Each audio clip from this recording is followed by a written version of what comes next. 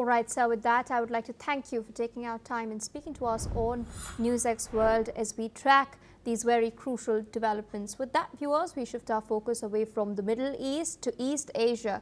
North Korean leader Kim Jong Un has overseen a large military parade displaying its new intercontinental ballistic missile in front of visiting international dignitaries. The parade marked the 80th anniversary of the foundation of its ruling Workers' Party. Chinese Premier Li Qiang, Russia's former president Dmitry Medvedev, as well as Vietnam's Communist Party chief To Lam were seen at Kim's side at the parade. In the military parade itself, nuclear-armed North Korea has displayed its most advanced Hwasong-20 intercontinental ballistic missile. Earlier, Kim Jong Un had held talks with Medvedev, who stated that the sacrifice of North Korean soldiers fighting for Russia in its military campaign in Ukraine has proved the trust and relations between the two countries. Kim Jong Un has told Medvedev that he hopes to continue strengthening cooperation with Russia and to closely engage in diverse exchanges in order to achieve common goals. Now, even Vietnam and North Korea have signed agreements of cooperation in various fields, including between their defense, foreign and health ministries. Shifting focus to South Asia, particularly Pakistan, the Tehreek-e-Taliban Pakistan has claimed responsibility for a wave of deadly attacks across the country's northwest that has left at least 23 people dead. Now, authorities say that the coordinated assaults have taken place across several districts of Khyber Pakhtunkhwa, a province near the Afghan border. 11 paramilitary troops were killed in the Khyber district, while a suicide bomber struck a police training school, killing 7 officers. In a separate clash in Bajaur district, 5 more people, including 3 civilians, also lost their lives. The attack marks one of the deadliest escalations by the TTP in recent months. With us on the broadcast is Major General Sudhakar Ji, Senior Geopolitical and Strategic Defence Expert, joining us from New Delhi. Thank you so much, sir, for taking our time and speaking to us on NewsX World. We've in fact recently seen a spate of these attacks across Pakistan. The TTP has been intensifying such attacks over the last couple of months. Once again, are we seeing snakes biting Pakistan back? Yep, yeah, good afternoon. Thank you for getting me for your show. Absolutely, you nailed it in your preamble. And the snake which Pakistan was nurturing so far in the backyard seems it is actually biting back the host who was actually nurturing it. So suffice to say, we must understand as to why is it happening the way it is happening. You see, Tehreek-Taliban Pakistan essentially has got 3 fundamental demands. The first demand is they do not respect the Durand line. In any case, it has lost its relevance. Even if somebody has to respect it from the date of origin being 1893, and the agreement was meant for 100 years, the tenability and its relevance have actually were lost out after 1993. One, they do not believe and apply the theory of Durand line. On either side of the Durand line, they have Pashtuns living. They want to create a Pashtunistan. Second is they want to run their own parallel government based on Sharia law.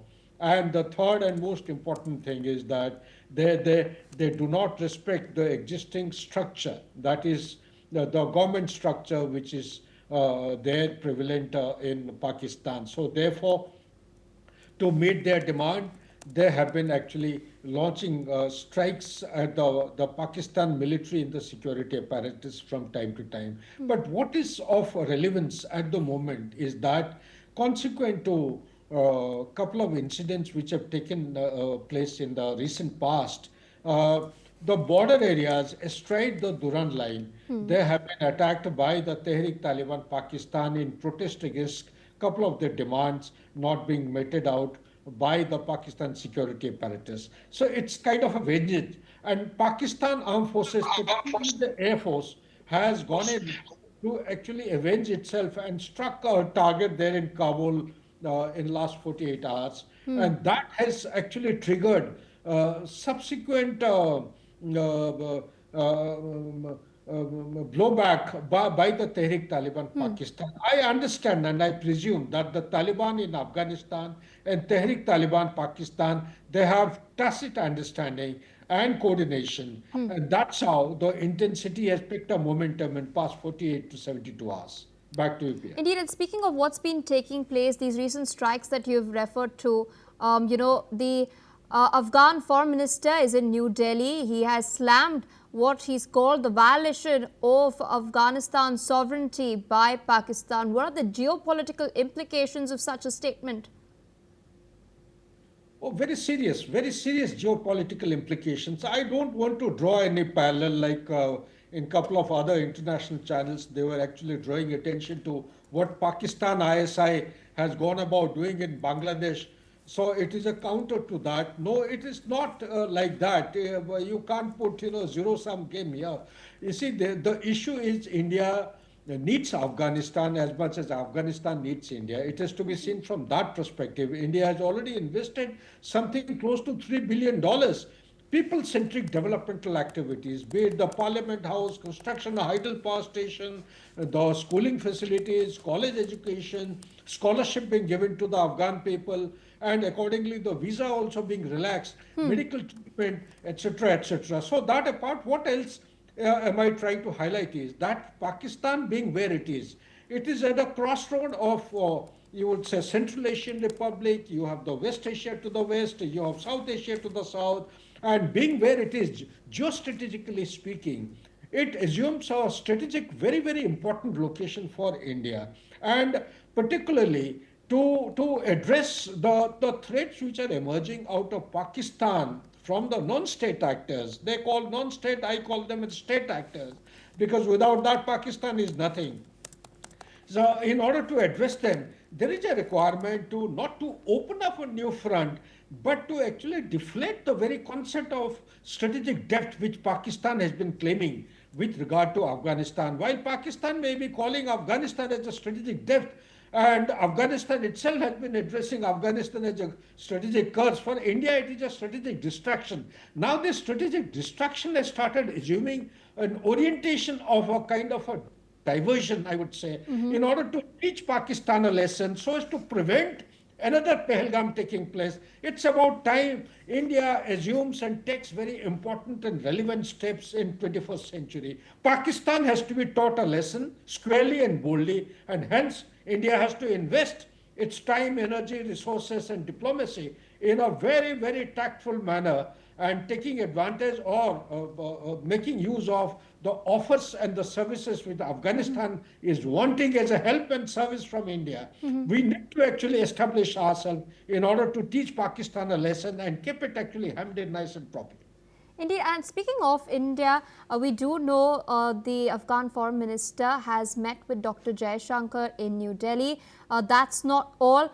In fact, New Delhi will be reopening its embassy in Kabul, which it had temporarily, in fact, disbanded after US troops had withdrawn in 2021. We also saw that India participated at the Moscow format meeting that had taken place recently, where all countries had come out and slammed attempts by external parties to interfere in Afghanistan's internal relations. This was, of course, a veiled statement that was directed to the United States with respect to the Bagram Air Base demand that Donald Trump has been making. In light of this, how crucial is it that India ensures that its continued relations with Afghanistan improves in order to check Pakistan, and Pakistan that is becoming increasingly bold with the recent, sort of turn that the Trump administration has taken? Unfortunately, yes. In your statement lies the answer, Pia. It's very relevant observation made by you. You see, geopolitically speaking, it is taking a very unpredictable and unfavorable turn of events in the world order today.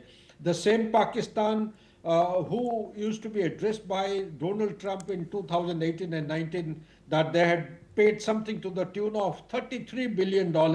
All that they have got from Pakistan was lies and the deceit. and then Pakistan has been taken on the lap of Donald Trump. It is not understandable. I don't think any of the advisors in the USA would be understanding the game plan. Is there any strategy? The old saying goes, the tactics without strategy is like noise before a defeat. So to me, it appears to be a noise before defeat, but then it is at the detriment, it is at the cost of regional stability. It is actually causing so much of turbulence. In order to have balance of power, India has to invest time, energy, and resources to have a foothold in Afghanistan and look for taking over Bagram airfield as early as possible under some pretext or other. I really don't know. Our constitution does not allow deployment of our troops in any country for any such purposes except for United Nations. How the United Nations is to be deployed in Bagram airfield under that flagship or the banner, India could have its troops present there in Bagram airfield so that it is denied to both or multiple stakeholders, whether it is China or it is America. Afghanistan, in any case, the present Taliban regime has made it very, very clear that Bagram airfield will not be given to America at any cost, nor to the Chinese. So therefore, India is the only relevant and appropriate stakeholder who could bid for it, or even without bidding, the Taliban is already offering to India. India must put the best foot forward and locate itself at Bagram, because by locating there, we are having easy access to Central Asian Republic, one. Number two, we can keep an eye on Pakistan. Number three, we can also keep entry and exit and have some kind of dominance by means of surveillance through the Wakhan corridor connecting with China and Afghanistan. Back to you, Pia. All right, sir. With that, I would like to thank you for taking out time, sharing your perspective on this very, very crucial